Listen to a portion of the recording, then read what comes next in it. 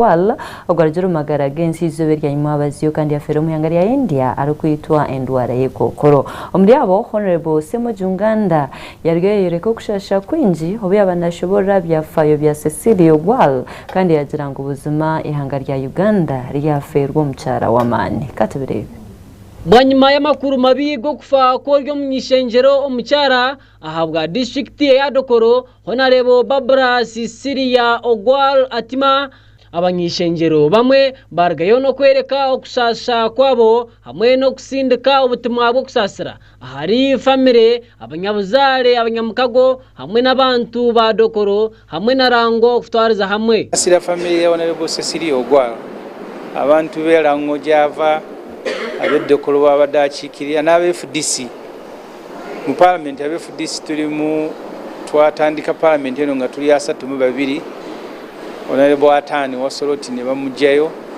kati Cecilia Ogwal afudde songa family tusigadde abantu asatu. Honorable Cecilia Ogwal ajja kujjukirwa nnyo ng'omukyala omulwanyi Iron Lady bamuyitangako Iron Lady. So we will miss her as a politician, as a mother, but also as an encyclopedia, someone who has lived and has been part of Uganda's politics for a very long time. At our age, the Honorable Cecilia Ogwal has been visiting and seeking medical care, but not medical care of someone who is diseased. Because I have traveled with her and she goes for medical checkup. In fact, I didn't know at any one moment that she had cancer. I didn't know. But I have seen her go to hospital normally like all of us do. We are with her almost up to the end of the year. And nobody ever told me that she is sick, even herself. And she had plans to continue. I remember in the last parliament, she had said this would be her last time. But we were joking with her and she said maybe she can go for one more time. So yeah, she was by her age still full of energy.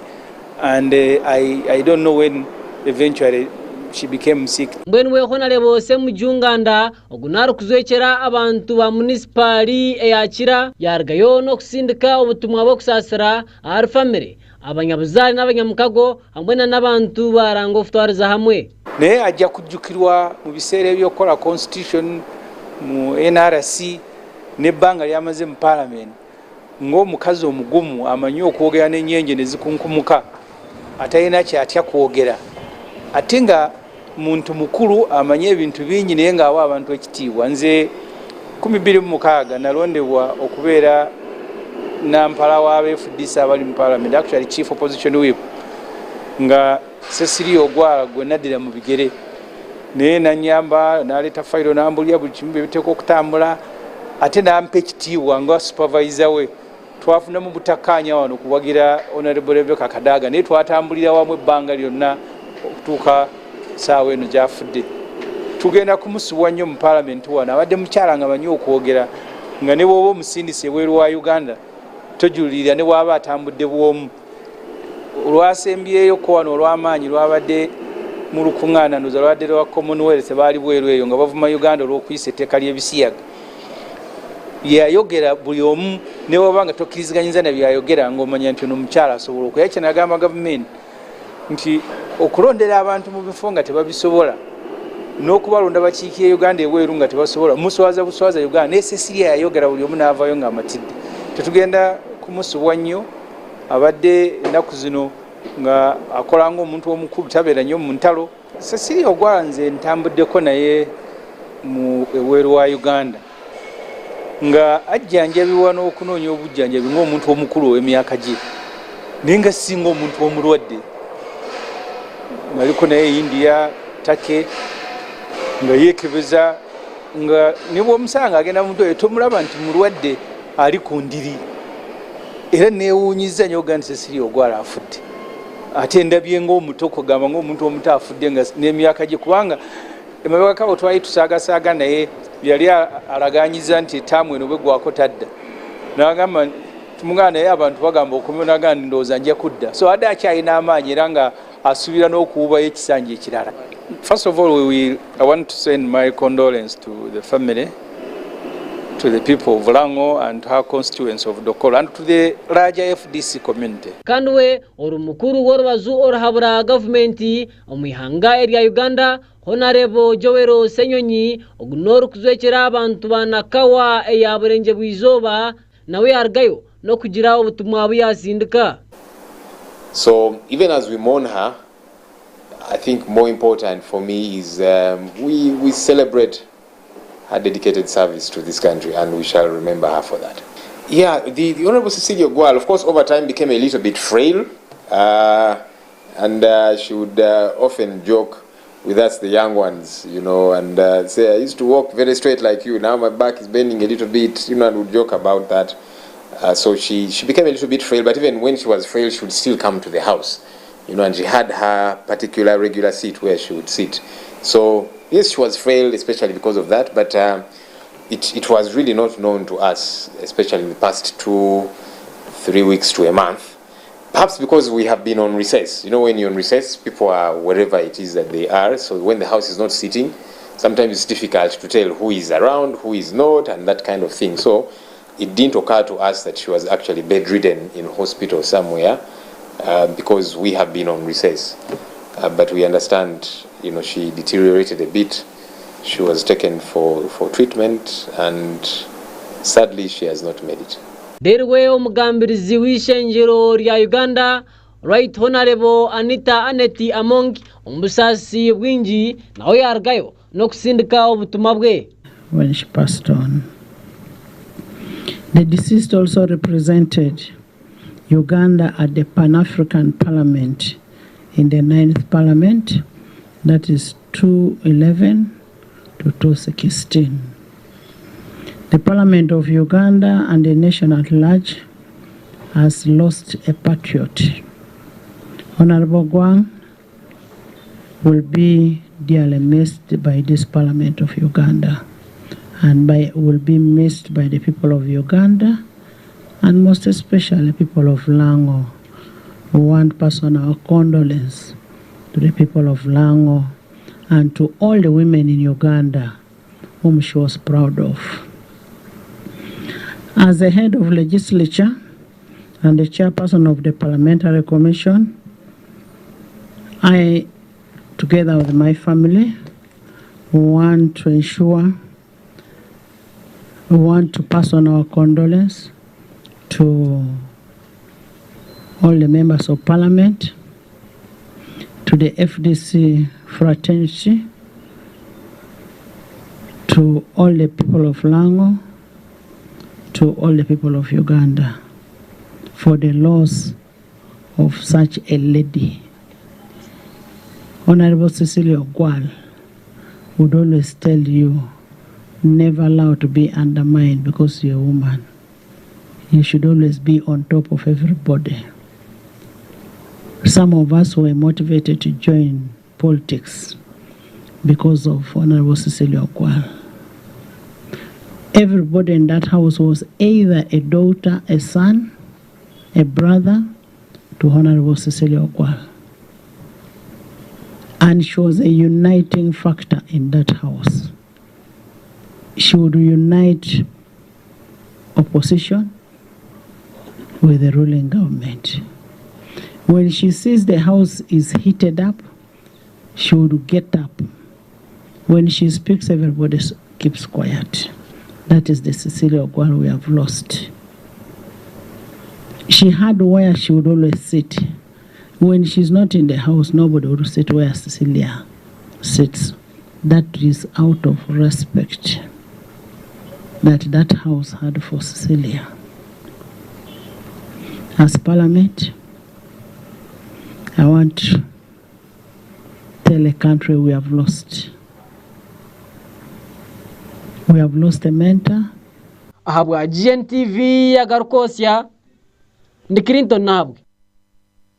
Oriyo mujekero wa mukuru w'ihanga wa division ya Rubaga Ogweni Anderson Bulola yarwaye asakuba nagamba hanshonga y'ingute ziriyo mu mberambo mu rembo rwa Kampala konka yaceminteriza kakumo abebembeza barubajo ruhakanisa government ngo bareke kuzi abantu barukoreka government remurwe kore ngutezi yagira ngo abantu bahumure abo kwa government yatebekaniso bwerije kubanezikora katubire era twalabye ku mawulire eggulo ng'abakulembeze ab'enjawulo ekyennaku era ekyewuunyisa nti nga mulimu n'abakulembeze b'ekibuga ekiri mu kukyaza abagenyi abasoba mu 1500 nga mulimu n'abakulembeze b'amawanga ag'enjawulo nga yakunga abantu okwekalakaasa n'okusimba ebitooke n'emiti n'ebintu ebirala mu nguudo mbunno olw'enguudo ezitali nkole. Kyetulowooza nti newankubadde tuyina ebizibu ebimu naye n'enteekateeka ezigonjoola ebizibu ebyo zigenda mu maaso. Ezimu ku nguudo ezaali embi emyezi 4 emabega olwaleero we twogerera ezimu nkole, endala ziri mu kukolebwa, endala zigenda kukolebwa. Awamu tuyina enguudo eziwezaako kilometers 116 eziri mu kukolebwa olwaleero. Kyenkana Kampala site buli kilomita eziwera 5 wootambula baba tebakola myala, bakola makubo oba okulongoosa amakubo. Newankubadde awamu tewannatuukibwako tekitegeeza nti no tewagenda kukolebwako. Era teri ayina ssanyu, teri asanyukira mu nguudo mbi. Ne gavumenti sigamba nti nno esolooza omusolo mu binnya bino, era ekola ekisoboka okubirongoosa. Oli okulowooza nti no gavumenti efunamu mu nguudo embi nakyo kiba kyabwewusa. Ng'oggyeko kilometers 116 Greater Kampala Metropolitan Area egenda tandika okukolebwako okuweza kilomita 7. Waliwo ne kilomita endala 15 ku 18 nazo eziri mu kuteekateekebwako nga tukolagana n'ekitongole kya Chorus ekyomu Bungereza. Ezo zonna nteekateeka ez'okulongoosa enguudo n'embeera y'abantu gye bakoleramu. So bw'obanga Lord Mayor enteekateeka ezo tazitaddeeko mulaka, wabula ate mu kifo ky'okukunga abantu ffe tusuubira yandibadde atukunga okukola bulungi bwansi, okufuba okulaba nti abatanabatuukibwa nga waliwo awateekateekebwa tulongoosaawo, kuba obwo bwe buvunaanyizibwa bwe. Obuvunaanyizibwa bwe tebuli mu kugamba nti nno abatanakolebwako we tuba tusimba ensuku, we tuba tusimba emiti. N'ekirala twagala okusaba abantu bonna nti olunaku lw'enkya abakulembeze b'amawanga lwe bagenda okubanga beetaba mu lukuŋŋaana, ebyokwerinda bijja kuba bya njawulo. Ebyokwerinda ebyo mulimu security yaffe ne security y'abakulembeze b'amawanga amalala. Abantu abo bonna bayinza obutategeera kizibu kyo, bayinza okutegeera ekizibu ky'okutuusa okubulabe ku muntu waabwe ekiyinza okuviirako ekirala. Enteekateeka z'okukuuma abakulembeze b'amawanga si ze zimu n'enteekateeka zaffe bulijjo ze tubaddemu. So twagala okusaba abateekateeka ne be bateekateeka okuteeka ebintu ebyo mu ndowooza ne mu nkola nti nno tekyandibadde kirungi nga tuyina abakulembeze b'amawanga n'abakulembeze abalala okubanga ate twenyigira mu nteekateeka ate zitaataganya enkola eyo. Olunaku bwe luti abantu bangi bafunamu. Bannabyabufuzi bayinza okuba directly tebafunamu, naye abakozi ba bizinesi bafunamu, ab'amawoteeri bannakampala bafunamu, abatunda ebintu byabwe ebyenjawulo ebikwatagana n'omutindo gwabo bafunamu. Lord Mayor, President w'ekibiina gundi, kansala gundi, chairman gundi ayinza okuba nga tafunamu kubanga si campaign era si kulonda era si kwesimbawo. Biyinza okuba tebikukwatako naye bannakampala bangi, bannayuganda bangi abafuna mu nteekateeka zino. Okubakotegera olw'okuba gwe tofunamu directly guba mutima si mulungi era si kifaananyi kirungi. Era twagala okubasaba nti ebikolwa bwe bityo bikome mu bigambo, tebabiteeka mu nkola kubanga tebijja kuweebwa mukisa kuteekebwa mu nkola. Neyanziza neyanzeege. Tukkiriziganya nti ffenna ebizibu bye tuyitamu bye bimu. tewaliwo kizibu opposition kyayitamu n'omulala kyatayitamu, ffenna ffenna bye tuyitamu bye bimu. Naye nga bwe mbagambye nti enteekateeka ezirongoosa ebizibu bye tuyitamu buvunaanyizibwa bwa gavumenti era teyeebase. Pulezidenti abadde ayina n'enteekateeka abantu bano bonna abakolera ku makubo tusobola tutya okubagulira ebifo we basobola okukolera, kubanga newankubadde abantu amu bakolera ku makubo tekikifuula kituufu. Teri ggwanga litalina trade order, teri ggwanga litalina nkola ya mirimu erambikiddwa. Olw'okuba abantu amu babadde bakolera mu bifo ebimu tekitegeeza nti no we bakolera waki watuufu. Ffenna kye tulina okulafuubana kwe kufuba okulaba nti buli muntu alina waakolera, atayina asobola okunoonyezebwa waakolera. Naye sigamba nti nno ate bw'oba obuliddwa wookolera ate ogendagenda okolere mu kkubo wakati, kubanga ate awo tewakola ki tewakkirizibwa. Enfaanana y'ebizimbe, embeera wookolera, biki byokolerawo byonna biyina ennambika erina okubirambika nangeri ki gye birina okukolebwamu. Ebimu ku byo tukkirize nti bikolebwa mu ngeri enkyamu, ng'okutundira ebyokulya wootalina kubitundira. Ekyo kirina enkontagana etali nnungi mu byobulamu.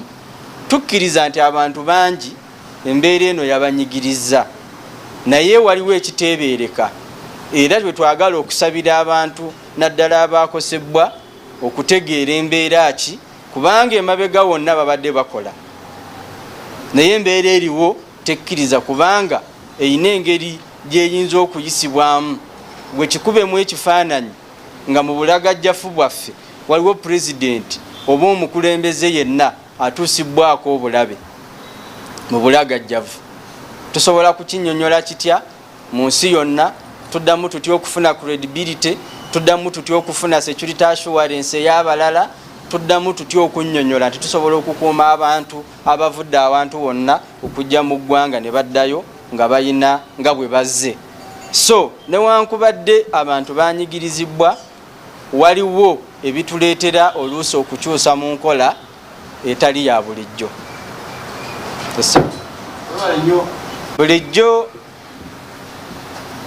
bwe wabaayo enkuŋŋaana z'abaloodi meeya oba bameeya b'ebibuga, sisuubira nti Mwami Lukwago yali asanzeeyo Pulezidenti Museveni oba yali asanzeeyo Prime Minister oba yali asanzeeyo Minisita. Enkuŋŋaana zonna zibaako abazigwaniramu ne be zitagwaniramu. Newankubadde Kampala ye host wa non-aligned movement, naye zino nkuŋŋaana ziri high level. These are high level stakeholders engagements. Bwe tunaaba tusseeko wansi ku mutendera ogugwanira buli omu, Lord Mayor ajja kuyitibwa, bakansala bajja kuyitibwa, era bali abaawaggulu tebajja kujjayo. So okwemulugunya okwo ayinza okuba teyategedde non-aligned movement ba delegates baayo be baani abalina okukiika n'obuvunaanyizibwa bwabwe bwe buliwa. Ekyokubiri, lwaki oyagala nnyo okujja awasemba nga toyagala kubeera mu ntandikwa? Awo bwe tuyita bansanga birimire. Lord Mayor tekyandibadde kirungi abeere nsanga birimire, alina okwenyigira mu nteekateeka z'ekibuga gye zitandikira ne gye zikoma. Kitegeeza singa baamuyita okugenda mu nnaamu ng'alina invitation, teyandisimbye bitooke, teyandikunze bantu kukola bye balina kukola. Era kitegeeza nti okukunga abantu okukola ebyo byagamba bakole lwakuba teyayitibwa. Ebibuuzo biba bingi nga bwe babibuuza, lwakuba abamu ku ffe tetubaayo kubuuza naffe ebibuuzo. Neyanziza enteekateeka z'okubaza ku stage, mukimanyi bulungi nti waliwo n'enteekateeka ez'okudigazeetinga stages. abantu abasinga abaagala okudda ku masiteegi nandibadde mbasaba nti nno batunulire amasiteegi agali gazetted. Amasiteegi agatali gazetted, ebifo bye twayogerako tuze tubyogerako emabega biyinza obutakkirizibwa gye bujja. Amasiteegi agali gazetted gayinza okuggulwawo, naye agatali ebibaddewo mu bukyamu bayinza obutafuna mukisa bubizaayo mabega nga bwe bibadde. As you may be aware, the invitation for participation in the non-aligned movement activities is known and participants are known. And I don't think the Lord Mayor, whenever he attends the mayors' conferences, he finds their presidents or he finds their prime ministers. It is just for mayors. Non-aligned movement has nothing to do with the local leaders, has nothing to do with the councillors. Bwanyuma y'amakuru mabi nga bayina nga bwe bazi. Lord Mayor tekyandibadde kirungi abeere ensanga birimire. For participation in the non-aligned movement activities is known and participants are known. And I don't think the Lord Mayor, whenever he attends the mayors' conferences, he finds their presidents or he finds their prime ministers. It is just for mayors. Non-aligned movement has nothing to do with the local leaders, has nothing to do with the councillors, has nothing to do with the chairpersons. This is a high-level meeting. And the invitation, even the Prime Minister is not going to participate in these engagements. It is just actually every country has a list of delegates who are about 5. Foreign affairs ministers, the presidents, and other 3 delegates. So it is not, I don't know whether the Lord Mayor is protesting now, telling people to plant trees and plantations because he was not invited. This is not his conference. This is another level. Maybe when the levels are a little bit low and it requires other people to participate, there is no one is going to invite another Lord Mayor. He's the one who is going to be invited and he will participate. I am sure, I want to think that had he been invited, he would have not participated in these activities he is trying to mobilize for now.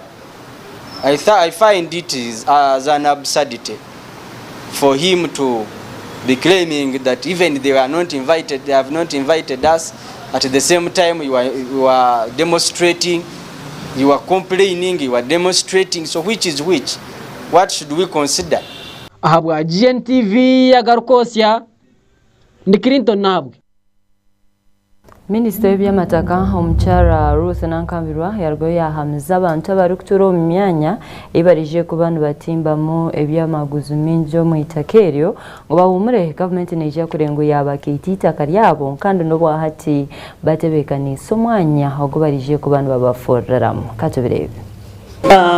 Ngenda okuteeka omukono ku ndagaano ne bamusigansimbi abajja mu Uganda mu mwaka gwa 2016 nga bayambibwako abakugu baffe mu ministry eno oluvannyuma lw'okuzuula nti Uganda erina ekyobugagga eky'omutaka ekitasangika kyosimulayo ng'ate kirimu ebyobugagga ebirala 17 bye bagenda okusengejja babijjemu nga buli kyabugagga ekyo oba mineral eyo erina omugaso gwayo.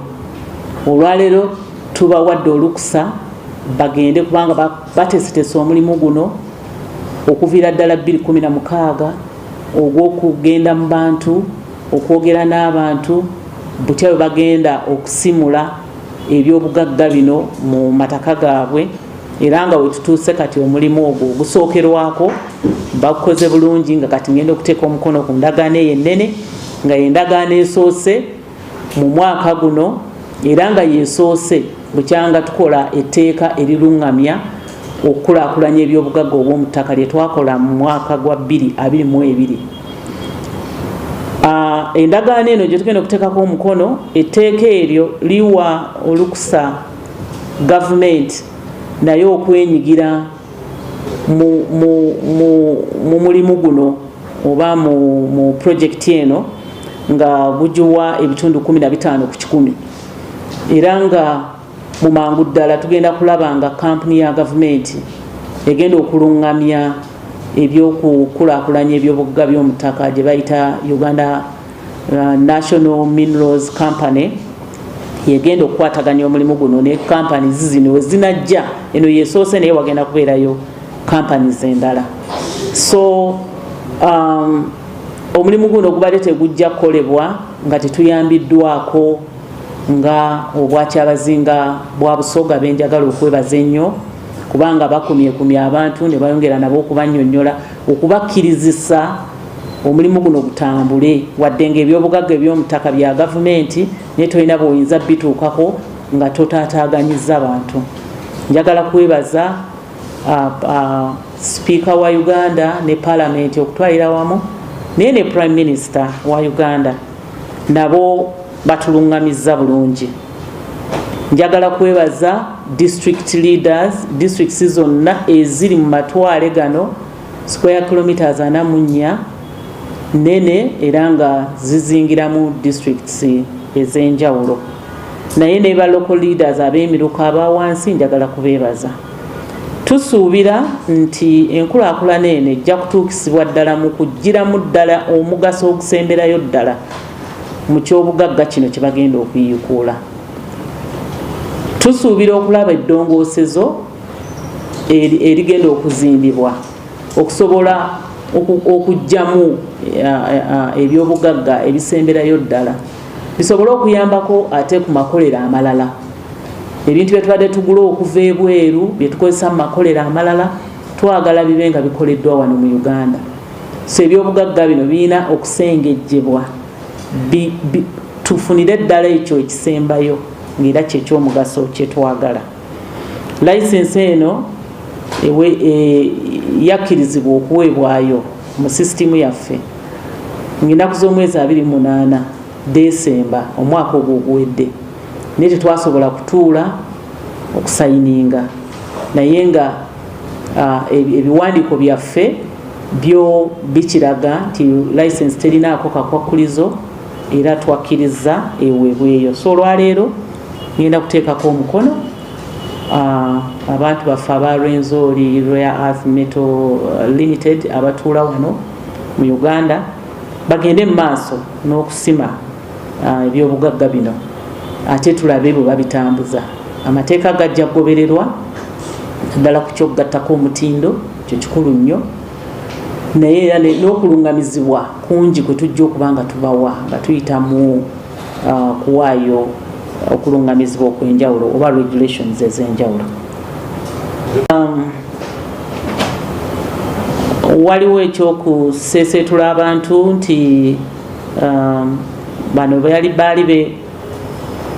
baali beekomiti nga baali baatulaga nti abantu bajja bagoberawo kubaseeseetulirawo era ekyo bakituukiriza wetwogerera kati tewali bantu babadde kusenguka naye nga bali mu kuteekebwateekebwa basasulibwe basenguke bulungi. Ebiwandiiko ebyo tebijja mangu kubanga ettaka oluusi ffe bannannyini tulikaayaniramu kati okkaayana kwaffe ne kuleetera abantu bano okulwawo. Oluusi oli avaayo n'agamba nti oyo si ye mukulu wa kika kyaffe si yajja otusayiningira kati mwe ne mudda eno ne mutuula. So abantu babakutte bulungi tewali bagobaganyiziddwa ng'emisosososo egyo teginnaba kukolebwa. Ekibangirizi kirabika kinene square kilomita 44 kinene era oba oli awo wayinza okubeerawo okweraliikirira nti lwaki tebafunyeeyo nkola gye bayinza kujja bya bugagga bino nga bakozesezza ekibangirizi ekitono. Naye tukijjukire nti bw'obanga ekyobugagga kiri mu ttaka ly'ogenda okuyoola, sigamba nti mafuta, sigamba nti mazzi, nti onootuka ku luzzi ojja kunuuna amazzi ago kubanga okoze ekkubo lyago. Bino ebyobugagga byetaaga kuyoola ttaka. Ekyomukisa omulungi nti ettaka tebajja ddiyoola mulundi gumu ku square kilometers 44.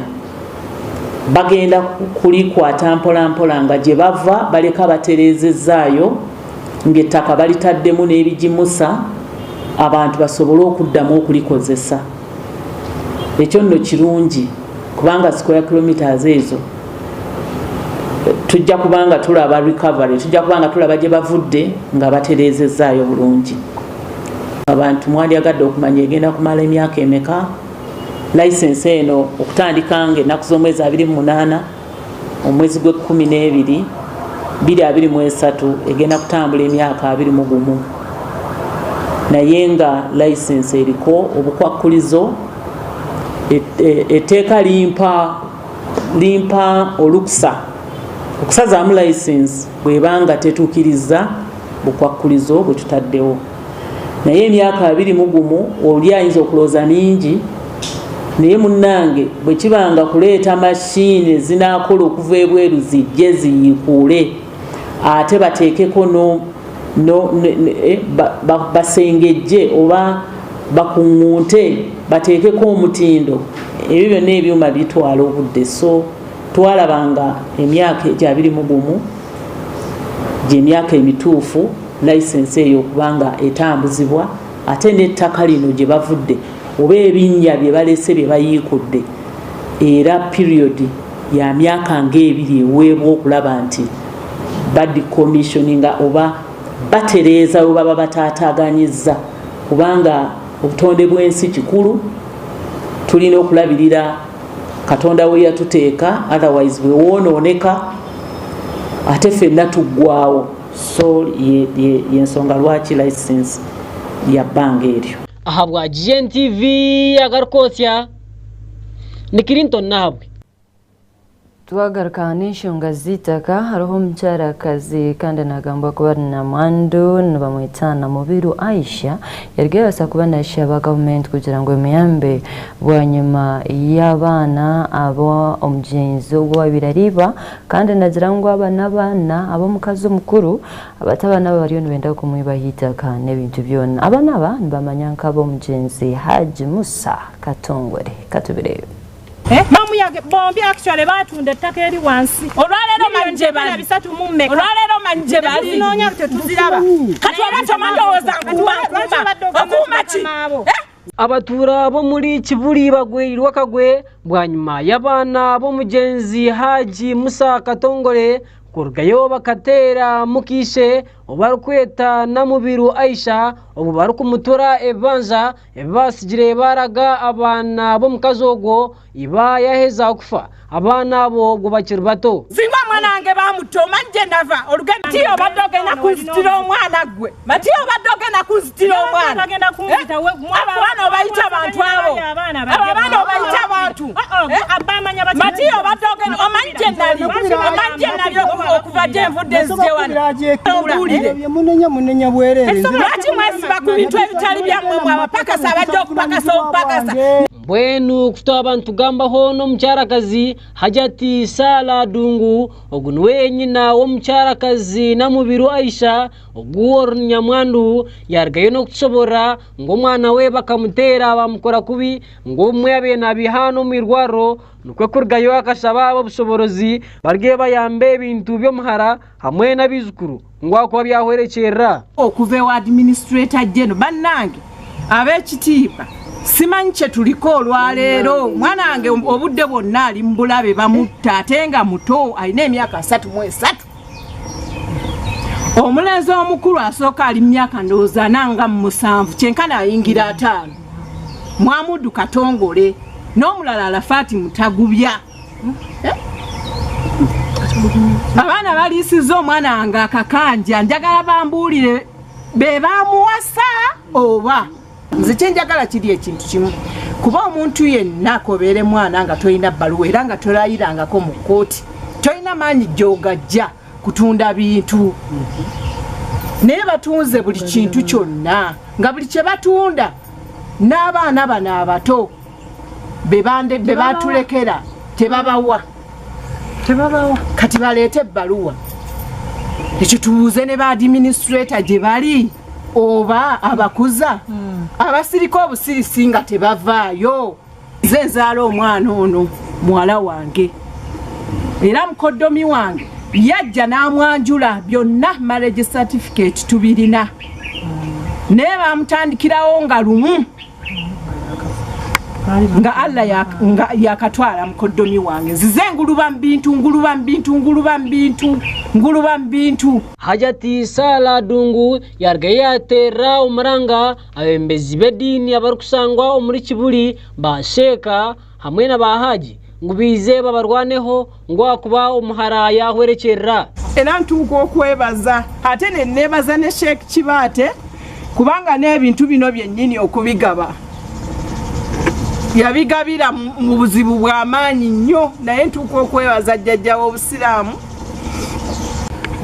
tewali muntu yenna ayina kutuukayo ekyo kiri ludda wa njagala bakindage bajjeyo Kurani bakindage ng'ate ebintu byagabibwa Sheikh Kibaate ebintu babigaba ab'Ekibuli Sheikh Kibaate Sheikh Afizu oba ne baseeka abalala bayingire mu maali ya mukoddomi wange Haji Musa Katongole bagimalirize kubanga sigenda kuweerera sinnaweera omwana wange babadde bamutta nakati bakyamuliko bamuwondera wabula ate ne byafuna obutono bwe yafuna obw'abaana nabo baagala babusike olumala okubifuna bajja ku ground nga banoonya abantu be bakola kibe baguza naye njagala bandage ebbaluwa yonna eyabawa obuyinza okutunda emaali y'omugenzi njagala bandage ebbaluwa eva ewa administrator general kuba bye batunze bingi. Wenyamwandu na Mubiru Aisha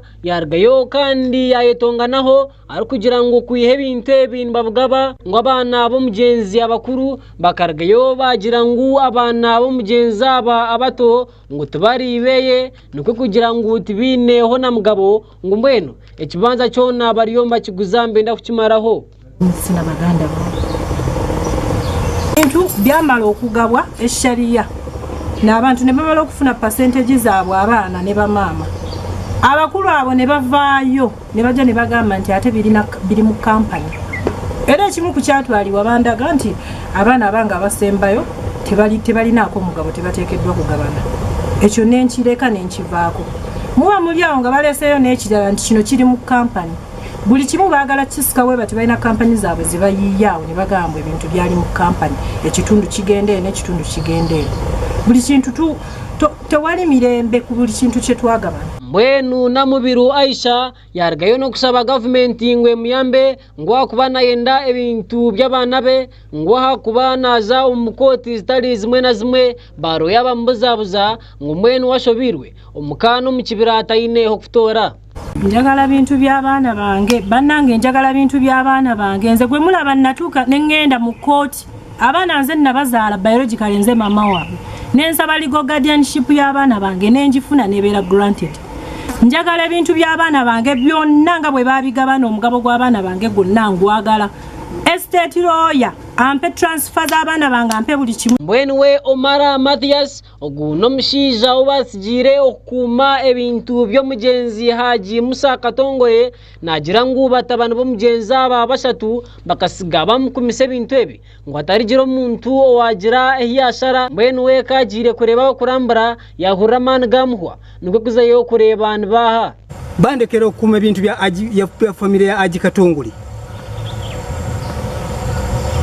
etali biva mu muntu omu bidda mu bantu bameka mu family nsigalawo nkola ki nkuuma ulidde bangamba tewabanga asala wano bali abantu basatu Haji Eke Haji Kato n'Arafa ne bangamba kujjako nga tuzze nga family tewa muntu asala wano nakola ki napimawo ulidde kati lulimba nve manga nsinkana ajati nsoka kulumba surveyor kuba surveyor mumanyi mbuzo wayi mukama waffe abaleeta aliudda ahabwa GNTV agarikwotsya ni Clinton nahabwe wabale Clinton agongo twabatwenire ekire ky'omugarikwotsya kandi nandi EVAS AKAANKWASA ine Joseph MTX nija kurekera MT agarikwotsya takayibwangu okushaba kuriyo kugenda mishana King of Kings jo shabe ni itokero cyona nija konoye bomchi murare kurungi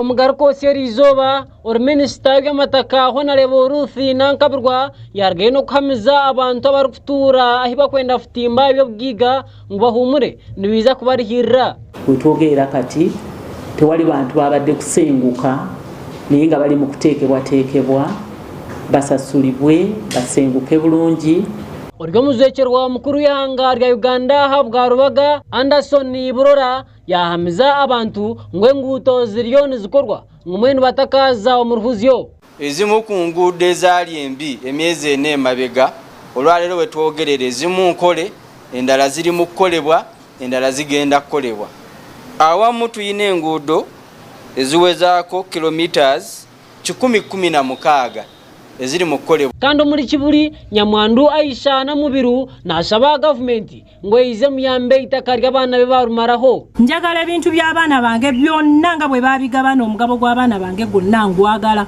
nagandi omugarikwotsya